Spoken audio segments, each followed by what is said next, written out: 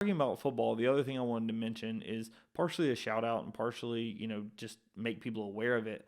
Chris Lowe with ESPN, the guy who originally broke that Nick Saban was going to be retiring, put an article together and released it this morning on the 6th about the 49 hours that it took for Greg Byrne to officially hire Kalen DeBoer.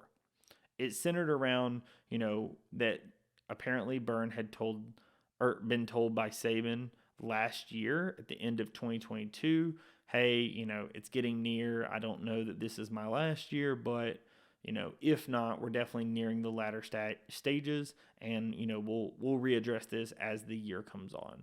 He also addresses that many people thought that, or were reported that names like Steve Sarkisian or Dabo Sweeney or Lane Kiffin all were potentially interviewed. That was not the case. The article centered around Greg Byrne really had two major candidates, one being Mike Norvell, one being Kalen DeBoer. Kalen DeBoer ends up taking the job. Greg Byrne and his wife Regina had flown up to Seattle, had dinner with them.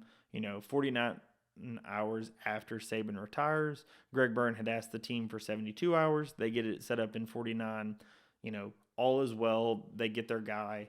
This is apparently something that, Greg Byrne had talked about having a plan in place because of Nick Saban's communication, as well as him just being a good AD. He had the plan in place. They executed the plan, and one of their top two guys is who they land. So, it really sounds like everything worked out. The big thing is that there's just some additional insight, as to why Saban retired. He talked about, 70 to 80% of the roster wanted to have conversations around playing time or money as it relates to NIL. So there's just different, tidbits, I think, of the article that if you're interested in Alabama athletics or Alabama football, you definitely need to check it out. It gives a lot of really, really good information. And if you're curious about like the inner workings of a college program, especially one at the highest level, then you really should give it a look. I'm going to link it in the show notes and in the description down below. So if you are curious in checking that out, just click the link in the description.